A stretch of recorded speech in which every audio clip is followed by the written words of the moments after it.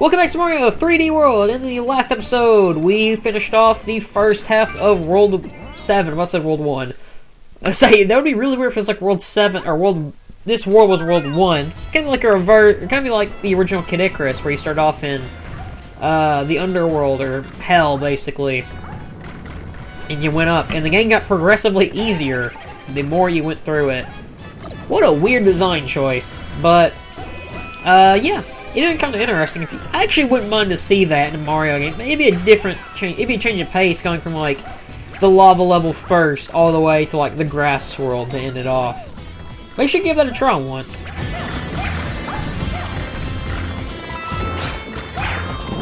And if they don't, you can always do it in Mario Maker. So why not? If the Nintendo never does that by the time I get Mario Maker, hell, I'll make it. I'll make an LP of it. That's what I'll do.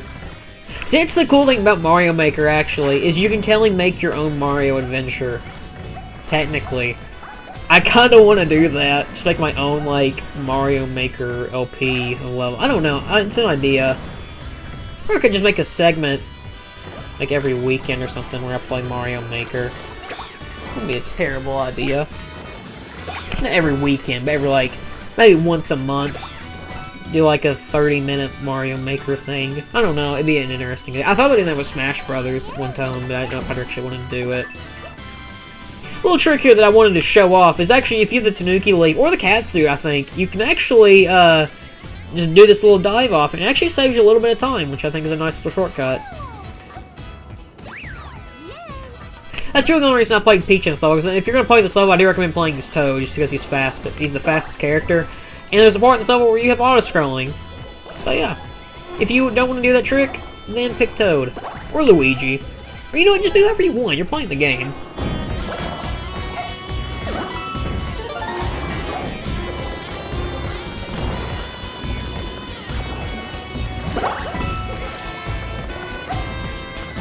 You know, like, I know a lot of people really want, this is kind of on topic, kind of not, I know people really want Geno and Super Smash Brothers. I would have laughed if Nintendo said, "Oh, you want Geno? We'll put it in like in a random Mario game instead of Smash Brothers." People still would have freaked out though because it's Geno. I still don't get the point of like why people love Geno so much, but that's just me. Time for more s'mores. S'more. I love those things from Paper Mario. I just love that chapter of Paper Mario 1000 Year Door when you're on the train. That and the chapter where you're like a wrestler. Like, I mean, that's what there's the chapters that everybody loves, but I see why, because they're great chapters in the game.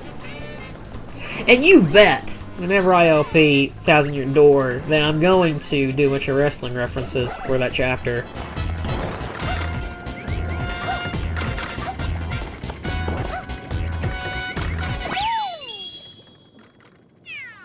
I really want to get to Paper Mario 1000 Year Door one day, but I want to do the first game first. By the way, that kind of looks like the spikes were going to pop out of there. That'd have been a really funny joke if the spikes popped out and took Peach's, like, power-up away. Or, like, it actually, like, hurts you then so you don't have a power-up. Like, Conker's Bad Fur Day does that. Like, I think there's a pit you have to jump down and it takes damage from you, and if you have low health, it kills you. Which I think's really funny. Conker's just a funny game in general, though. Which I do want to play. I really want to play Conker one day, but I don't have an Xbox One, so I can get the Rare Replay collection. Nor do I have a copy for the N64, because that game is really expensive. Like, it's ridiculously expensive. Like, Conker and Banjo-Tooie are like so expensive. And I don't get why. I mean, they're fun games and stuff, but like, guys, I mean, it's an N64 game. It's like people on Amazon, if you want to buy like a GameCube game, they make them really expensive. Like, $70 for Luigi's Mansion? Fuck off. I'm not paying that much for Luigi's Mansion. If I want to play it that badly, I'll just borrow it from a friend. Because I know Zach has it. And I will Zach, I will steal it from you. I'm joking, I won't steal it, but I might use your copy when I LP it, because I want to LP it. Or I can just buy my own copy. But that would cost money.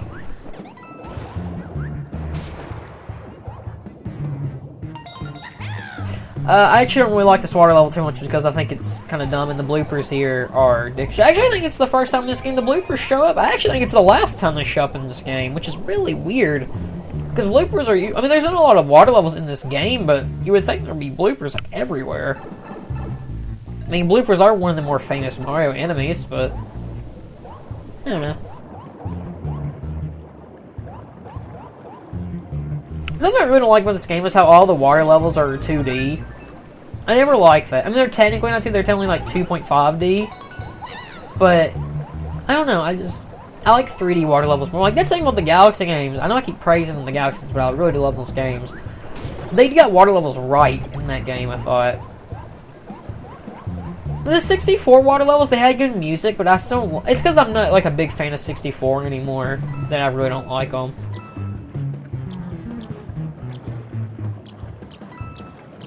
And in Sunshine, you have water levels, like, everywhere. So, it's not... You just have to accept it.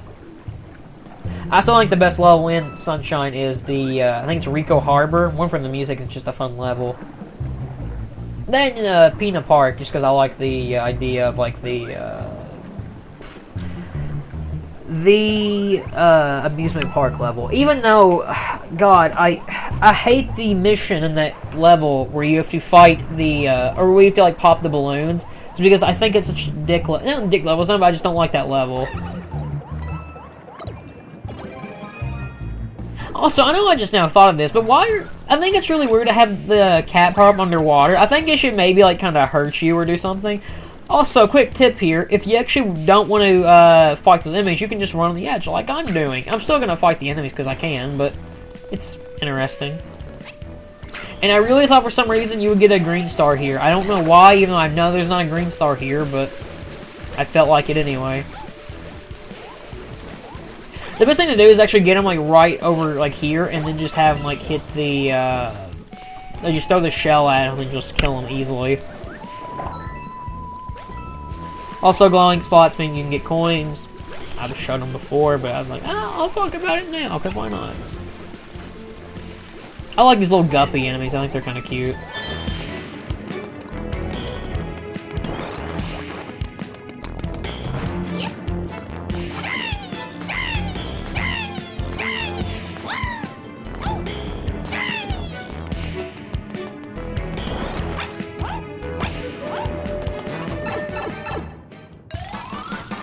Oh, I guess here's a question of the day. What is your favorite water level of all time? For me, I honestly don't know. I know it's a really terrible thing to say for my question of the day, but I do not have one. Because I either really hate them or... Actually, you know what? We won't do favorite. We'll do least favorite. That'd be the better way. Least favorite, Labyrinth Zone. Easily, Labyrinth Zone. I hate that level with a bloody passion. One, because it scared me as a kid, and the music did. Like, the Sonic Journey music used to legit terrify me for some reason. But, yeah, I'm not a big fan of Labyrinth Zone. That's one of the big reasons why I don't like Sonic 1 so much. One, because I just think it's a very good game. And two, because Labyrinth Zone freaks me out. It's really sad, I know, but I just don't like it. No, sir, I don't like it.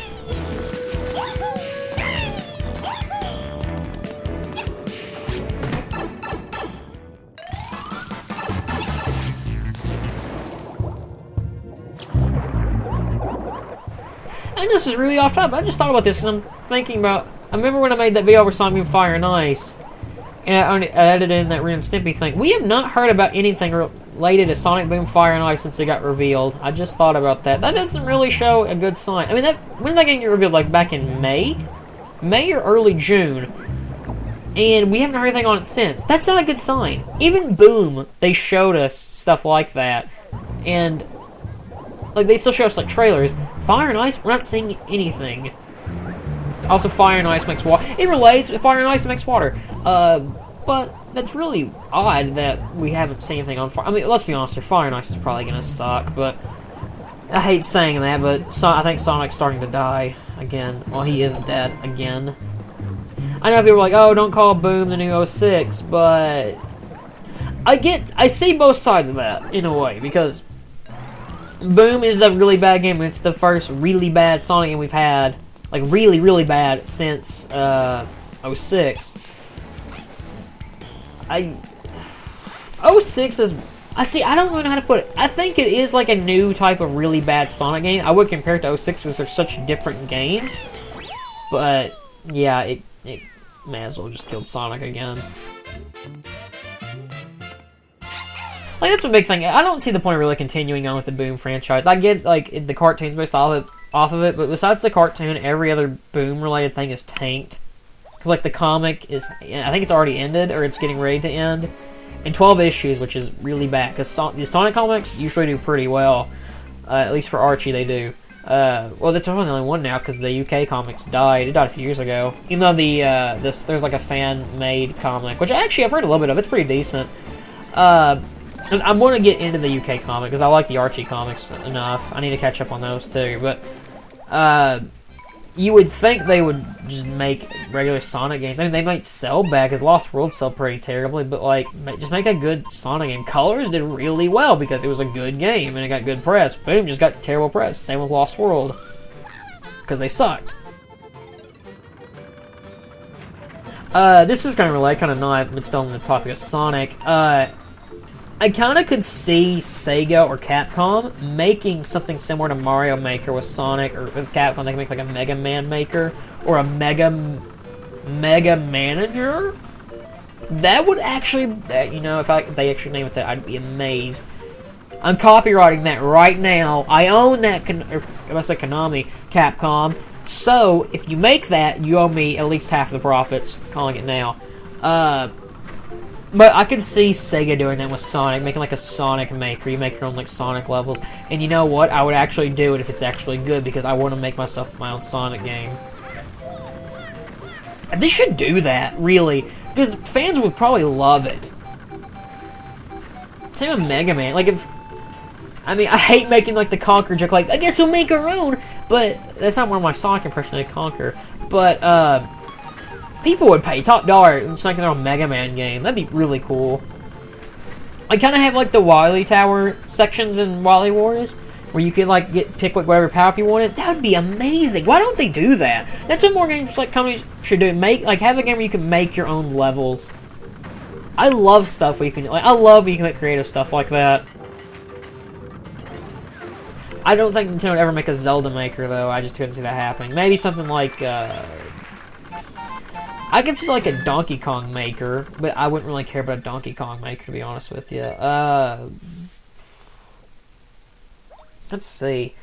Zelda Maker, they could make a Zelda Maker, but I could see that being really terrible. What about a Kid Icarus Maker? A Metroid Maker would be awesome, but I don't think we're ever gonna get another. I don't think we'll ever get a Metroid Maker. I couldn't find a place to cut here, so I just kind of threw in lazy text. I'm not gonna lie. Let's take the fight to Bowser too. But what could you make a Maker game of? Like an existing franchise, like Metal Gear Solid wouldn't work. Crash is never gonna. We're never gonna get another Crash game, which saddens me. Spyro won't happen. Spyro's dead basically now. That's all I can think of. This level actually gave me a lot of difficulty for some reason. I don't know why, because the first time I played through, I never had trouble with it, but every time past that, I have such a hard time with it.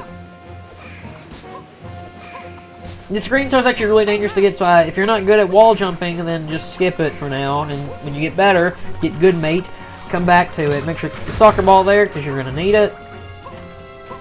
So up there, you get a stamp. I actually think I missed it, but make sure to get that stamp if you're going for all stamp run.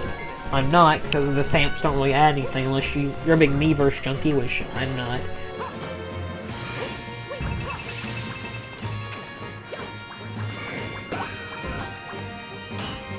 I don't think I should show the Miiverse function off in this game. I might do that, you know, like in the next, like the special world I'm making, or next episode. I don't know. It'll probably be the special world, because this level's thing's pretty fast.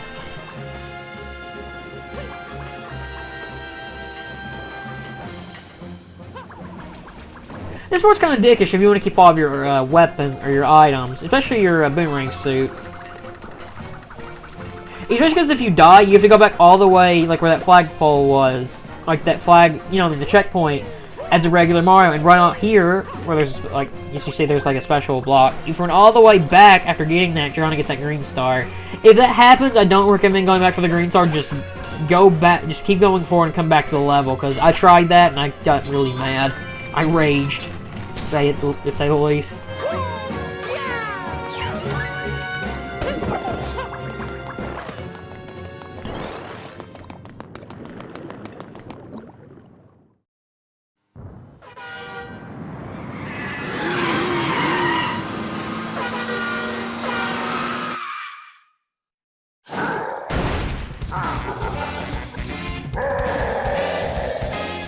Bowser got his sick wheels back, and I can't lie, they look even sicker. Basically, this is just a repeat of the original fight, just a little bit harder. This fight actually takes me a long time, because I actually really had a hard time with this fight for some reason. It's not even a hard fight, I don't know why.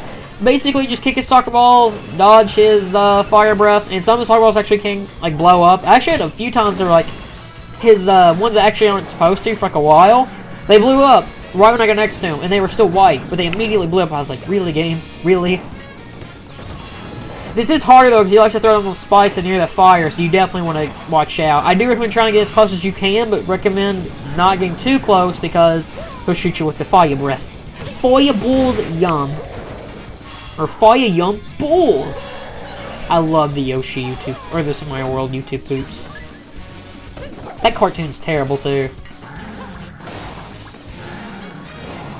Whenever Super Mario World turns its next anniversary, I do kind of, like, how old is Super Mario World? That's 20 years old now. When it turns, actually, next year it turns 25. I actually want to do that for an LP next year. I don't know. It's its 25th anniversary, because I love that game. But I actually might do that for an LP. And I actually might do, like, not a review, maybe like a commentary review episode of the show. For reasons. Why not? I don't know. This boss is the same as the last time. I explained it last time, so I really don't see a reason to explain it again. You can, if you have the burn pad, you can actually hit his, little pipe things on the back, which is, it's a thing. It doesn't do any damage, but it's a nice touch. But, you know, we gotta kick the crap out of Bowser, because, I mean, he's a bad guy. Well, Bowser's not really a bad guy. I think Bowser's just misunderstood. I think Bowser just wants love, and Princess Peach just doesn't want to give it to him. They should call me Lance the Psychiatrist, because I'm literally looking at the, psychology of a giant turtle dragon dinosaur demon who fights an Italian plumber.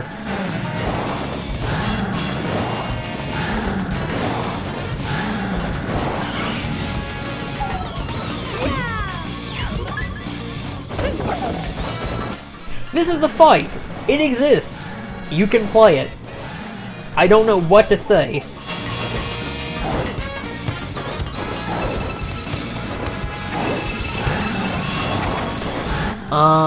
Let's see.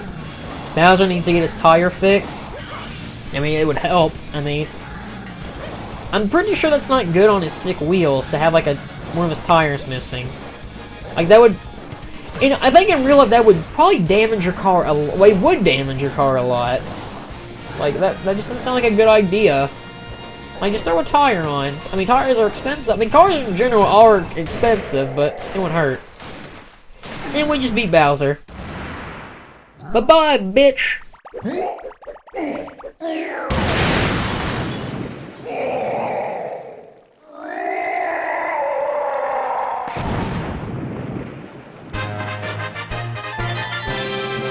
And he burned his Bowser bum. Alliteration for the win. But yeah, guys, we just beat the game. We just beat Bowser on his fort. Like, we beat him. The last Sprixie is saved. We've done it. We have officially beat Super Mario 3D World. So, I'm actually, as soon as I jump on the flag, the credits should start to roll, so I actually will let you guys listen to the credits and this little cutscene.